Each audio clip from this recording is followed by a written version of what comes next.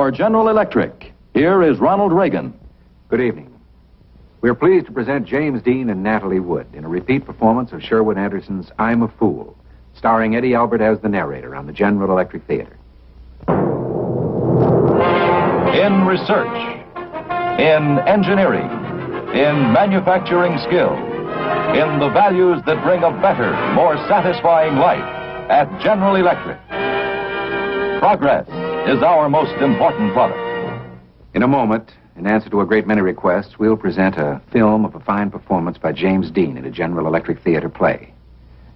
It was a performance that helped attract nationwide attention to his talent, and we present it as one of the landmarks in his progress toward the great roles of his brief career. Those of us who worked with Jimmy Dean carry an image of his intense struggle for a goal beyond himself. And curiously enough, that's the story of the boy he portrays tonight. Eddie Albert is the narrator, Natalie Wood the girl, in Sherwood Anderson's I'm a Fool. It was a hard jolt for me, one of the most bitterest I ever had to face, and it came about through my own foolishness, too. Even now, when let's see, what am I, 20 years older? Yeah, and still hanging around racetracks and horses. Well, never mind about that. Anyhow, what was I saying? Even now, when I think about it, I want to cry or swear or kick myself. It all started one day in July. There I was, 19 years old, too big to hang around the house, and there was no job in town I could get. So I made up my mind to try for a bigger town. I knew if I was ever going to amount to anything, I just had to get out of there. There was all there was to it. Well, my sister Mildred, she stormed and scolded all that week before I left. My mother cried. I don't know why you can't stay here where everybody knows. Oh, please. If your father was alive... Ma, don't cry. I'm not crying. Mildred, make her stop crying. You better eat now, you hear? Yeah, I'm okay. You have to have a hot meal every single day. And you better write, too. Okay, Ma, I will. Better write me every single day what you had to eat. I will. You promise. Oh, Ma. I promise. He won't write. I will so. Ma, I'll write you every single day. Honest, I will. Well, this is it. And remember one thing. Yes, Ma. Clothes make the man. Put up a good front. The world is yours. Oh, Ma, I'm going to remember that. I really am. Well. Bye, Ma. Goodbye, son. Bye, Mildred. Oh, wait a minute. You better take this. But be careful how you spend it. Well, I don't think I'm going to need it, Mildred, honest, but... Well, I don't want to have to worry all night if you got something to eat. Son, just promise me one thing. Just promise me you won't get mixed up in no way with no sneaky people. Oh, Ma. Ma, no, I will. I promised, didn't I? I gotta go. It's getting dark. Goodbye, Ma. Goodbye, son.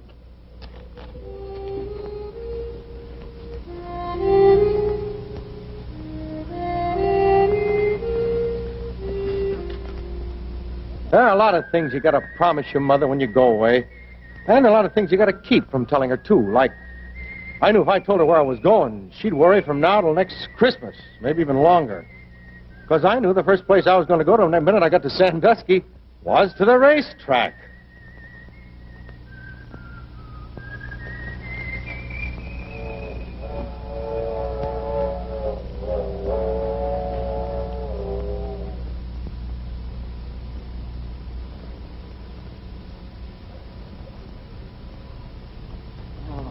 Hey, what are you doing here? Nothing. I was just... Well, I don't know. Well, don't you know better than to go fooling around here? Well, I didn't do nothing. I was just walking, that's That's all. a good way to get yourself shot, boy. I just got in town. I was looking for work. I thought maybe I could This find time of night? I just got off a train there. Well, you better get out of here. I can tell you that right now. I didn't mean nothing.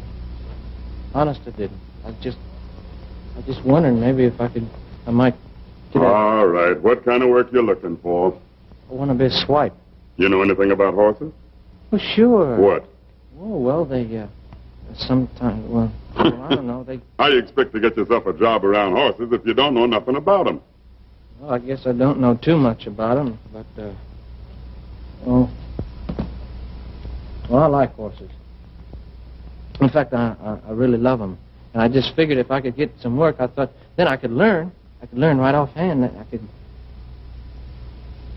Well, what I thought was that maybe you could help me. Maybe you could tell me where I could find some. Yeah, you don't look none too strong, and that's the truth. You can't be too bright or you'd never want to be a swipe in the first place. Now, tell me, you know what a swipe does? He just cleans things up and, well, just helps around and all that sort of thing, I guess. Guess you don't even have a place to sleep tonight, do you? Well, see, I figured that I'd just, you know... Kind of what? Oh, do you know I can just sleep just about any place? I can. I don't even care. I was going to sleep in them grandstands over there. On them hardboards? Why, you're the craziest boy I ever seen in my life. Now, look at that. All this talking's got her nervous. I told you got to keep it quiet around horses, boy. They got nerves like a young girl. Didn't I tell you that? Well, yeah. Well, no. No, you didn't tell me nothing. Well, I should have. Go on in there and get some sleep on that hay. I got to tell you everything. Now, we get up early in the morning around here, and I don't want to have nobody poking around all day with his eyes half closed. Well, go on, boy, if you're going. Thanks. Thanks an awful lot.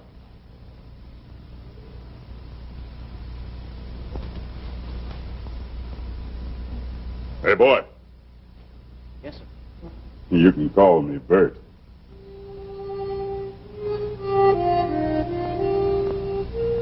You know, sometimes I think that boys who was brought up regular, you know, in houses, and never had a fine friend like Bert, well, they go to high schools and colleges, that's true, but they've never come walking down in front of a grandstand. You know what I mean? Oh, what's the use of talking? Such fellas just don't know nothing at all. Well, of course, they had no opportunity. You know. I did. Old Bert got me a job and everything. I guess you kind of like me. I don't know why, but, well, never mind that. Anyway, I had this job, and that was fine, and I spent all my spare time with Bert, and he taught me lots of things. But the best of all was the times that Bert and me would hitch up a horse to a cart, you know. We'd go riding out in the country slow and steady like, oh, that was fun. Fun. Just riding along and singing, you know. Well, one day, I guess it was October, we was riding along like we always did, and I seen this girl. I guess that was about the beginning of my downfall.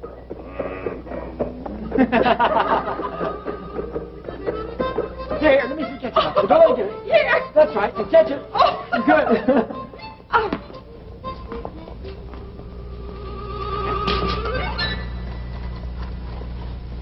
Thank you very much. I hope you haven't ruined your trousers. No, you couldn't ruin them. They're too old. Oh, well, here's something. No.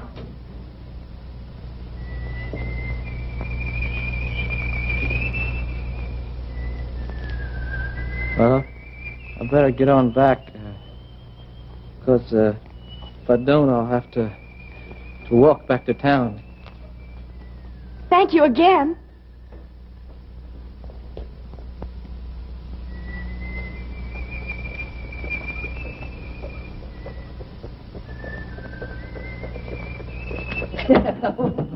Yeah, keep it up, boy. You're going to break your fool neck. Oh, my darling, that'll be great. What'd you say? What kind of way is that to ride a cart? You're riding, sit up and ride right. You're going to stare your eyes out, get off the cart and stare. I bet they're just about my age, too. Fancy clothes are playing ball in, for heaven's sake. Keep it up, boy. You're just asking for trouble. I bet that's kind of go to college and all. Sure don't seem stuck on themselves, though. You know that? Yeah, I've seen many a boy get himself burned on that candle. Gets around a racetrack, wins himself $1 or $2, and first thing you know, he's trying to be 2 or 3 other things. You better learn this, boy. You are what you are, and they are what they are. The look on your face when you seen that girl. You should have seen it, boy. Bert. don't want you to call me boy no more. Oh, Bert was right. I knew he was right as soon as he said it, but I wouldn't listen to him. Not me. I want to get a new job now. Some fancy clothes and... what's the use of talking? I was about to do the biggest dumb fool thing in my whole life. Got me a new job, all right, taking care of some horses for a man who owned a teaming and delivery business here, and I saved my money, and I bought myself a new brown derby hat and a stand-up collar. Well, I always say, put up a good front and the world is yours, you know? Anyhow, one day, I had about $40 in my pocket. I went into the West House. That's this big hotel where all the dudes was.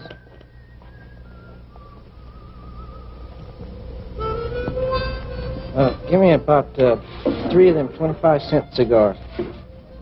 Oh. There's always a lot of horsemen and strangers and dressed-up people from out of town, you know, hanging around the lobby in a bar, and so I mingled amongst them. But there was this dude. He had a cane, and he had a Windsor tie. Oh, it made me sick to look at. I like a man to be a man, you know, and dress up, but not to put on such airs. Well, anyhow, I pushed him aside, a little rough, so he knew who I was, you know.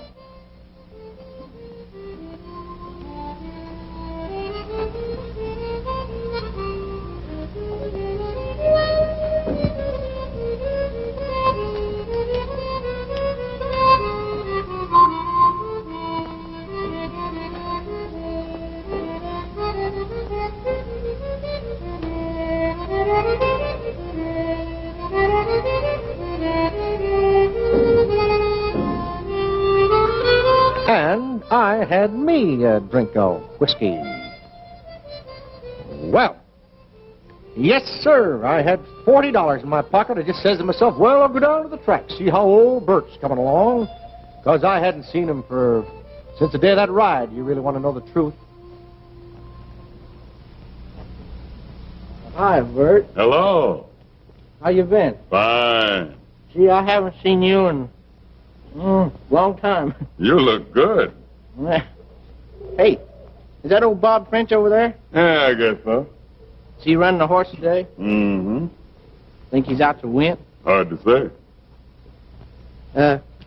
You know, when I was swiping a horse, I didn't care much for that, but now I'd like to know I had a horse that had a lot of speed, and boy, he could just get out there when you wanted him to. You a betting man now? Nah. You know, just for fun. That horse is owned by Mr. Mathers down at Marietta, Ohio. Mr. Mathers? Mm-hmm. I know him, yeah. Yeah, I know you do. He got all that money. Owns that big swell place up in, down there in the middle of town. Is that the one? Well, you didn't forget everything. Well, no. Bert, I didn't forget nothing. It's just that well, you know. You want one? I ain't mad at you or nothing, Bert. Yeah, well, you just put some money on this horse. Now you're a betting man. The name is About Ben Ahem. Bob French is going to win it today. Yeah. Now, don't bet a cent on this first heat, because you'll go like an oxen hitched to a plow. But when the first heat's over, you just go right down and lay on your pile. Bert, you're not going to be mad at me, are you? Mad? Yeah. I'm not mad. I wish you luck.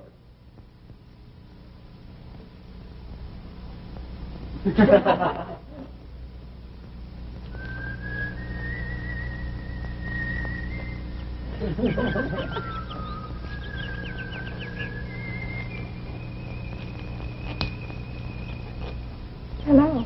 Hello. This is Miss Eleanor Woodbury, my best friend, and my brother Wilbur. This is... I'm sorry, but I don't seem to... Well, Mathers.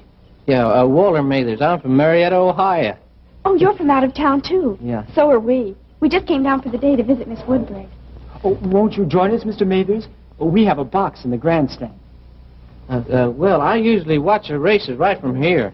See, I told you. People who know what they're doing never go near the grandstands. Here's where you get all the inside information. Isn't that right, Mr. Mathers. Walter Mathers. Do you have a lot of inside information, Mr. Mathers? Well, I guess you would say a lot of information. Yeah. I'm afraid we don't have any information. In fact, none of us have ever been to the track before. Well, in this next race, there's this horse. About Ben of him. He's, well, if I were you folks, I wouldn't put a cent on him in this first heat, because he's probably going to run like a oxen hitched to a plow. Yeah. Well, anyway, after this heat's over, though, I'd get right down there, and I'd lay on my pile. I don't know what come over me. I guess it was their swell names and everything got me off my trolley, but I couldn't make her out for a boob, could I? Anyway, first thing I knew, I was telling all three of them the smashingest lie you ever heard. My father owns that horse. Yes, sir. He just lets him out to Bob French for racing purposes. See, my family's proud, and they never went into racing in this way with their own name. You know what I mean? And then I went the whole hog. I told them about our place down at Marietta and the big stables and the grand brick house up on the hill overlooking the Ohio River. Well, I knew enough not to do it in no bragging way, you understand. What I did was to start things off and then let them drag the rest of it out of me. Oh, I told them my father had suspected maybe this Bob French wasn't on the square, you understand, and he had sent me down from Sandusky on the sly to find out what I could. Well, anyhow, up come this first heat, and sure enough, this about Ben Aham, he pulled up in a back stretch like he was a wooden horse or a sick one anyhow, and he come in to be last. Well, do we bet now? Hey, would you mind running down and putting this on for me, too? I don't want to go down there because I figure I don't want Bob French to see me. Oh, sure. I want to bet some of my money, too. Well, I wouldn't put on too much because this Bob French, he's, I wouldn't trust him too much. Well, if you're going to bet, Walter. Walter, that was a laugh. No, I really mean, what a boob I am. There ain't any such guy like Walter, named Walter Mathers, and there never was one. And if there was one, I'd go right down to Marietta tomorrow and I'd shoot him. Because that fool horse won. That just made things worse. Now this Wilbur is inviting me to dinner with them all in some little place they knew about by the railroad track with a beach around it and all. And sure enough, there I was, drinking champagne and all. Oh, but to tell you the truth, I don't think I could tell you a thing I ate. I mean, I just didn't taste nothing. And I don't think Lucy did either. We just sat there looking at each other. All I could think about was that train coming at 10 o'clock and it getting later and later and she having to be on it. And I just had to tell her the truth, who I was, before she got in that train. I just wanted to cry. You know, there's a girl, kind of a girl you meet just once in your life, and if you don't get busy and make some hay, well, you're done for once and for all. You might as well jump off a bridge. They give you a kind of a look from inside of them somewhere, and no, it ain't vamping.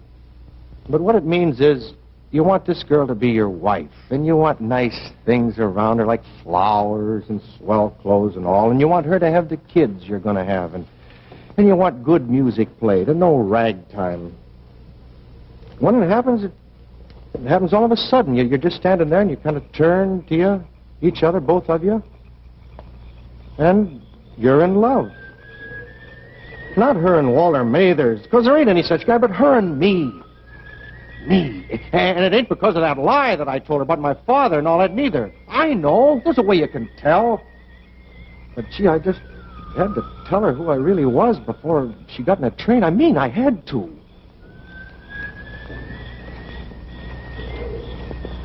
I wish I didn't have to go back.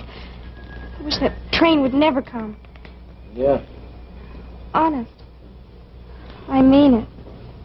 I mean it too, Lucy. I don't know when I'll be coming back here. When I'll ever get to see you again. Lucy, there's something that I've got to tell you. I wish that train would break down in the middle of the tracks and stay there 100 years. I'll just miss it, that's what. Well, I'll pretend I didn't hear it come in. it's not right for you to miss it. It might be right for some girls, but not you, Lucy. Oh, I guess Wilbur's I gotta watching out, so I can't miss it. Lucy, I gotta tell you something. Will you listen to me a minute? Quiet. Don't talk. Well, I gotta tell you Please this. don't talk. Anybody can open his mouth and let words come out. Talk is so cheap. So awfully cheap. Well, I know that, but this is something that you can't. It seems so smooth. Like we could get out in the middle of a lake and walk on the water. Doesn't it seem like that to you? I'll always remember this place. The smooth water, the way the roots of old trees have washed up in the sand. The dark. You. Would you remember the watery smell? Mm-hmm. And the night? Like if you put out your hand, you could feel it. Warm and soft. And dark and sweet like an orange. Oh, Lucy. Lucy, I gotta tell you something. And you're not gonna think maybe... Oh! Well, I gotta tell you now before... Here comes Wilbur. Lucy.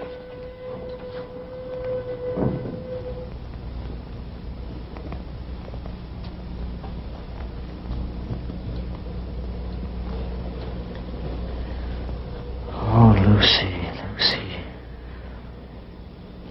I know what you want to tell me.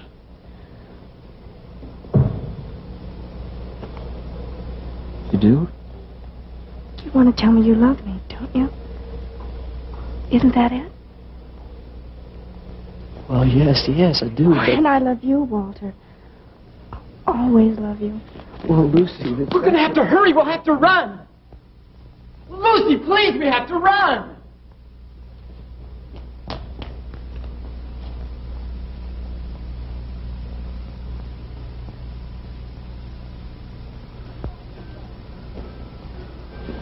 Come on, hurry up.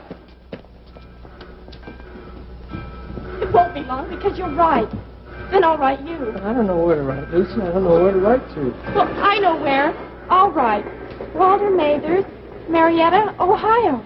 But, Lucy, I'm not Walter.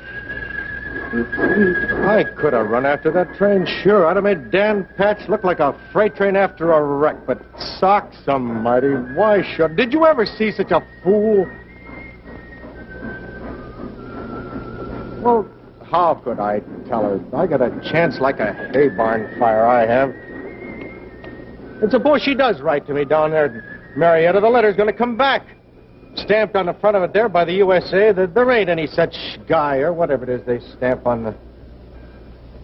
Me trying to pass myself off as a big swell to her. As decent a person as God ever made. I'll bet you what. If I was to get an arm broke right now or to have a train run over my foot, I wouldn't call no doctor. I'd just sit here and let it hurt and hurt. That's what I'd do. I'll bet you what. If I hadn't seen that dude with that cane, I'd never been such a fool as to go and tell such a lie that could never be made straight, you know, to a lady like her. Wish I had him here right now, that guy with the Windsor, the cane. Man, I'd smash him for fair. He's a big fool, that's what he is. And if I'm not another, you just go find me one, and I'll give up working and be a bum and give him my job. Because I don't care nothing for working and earning and saving money for no such boob as myself.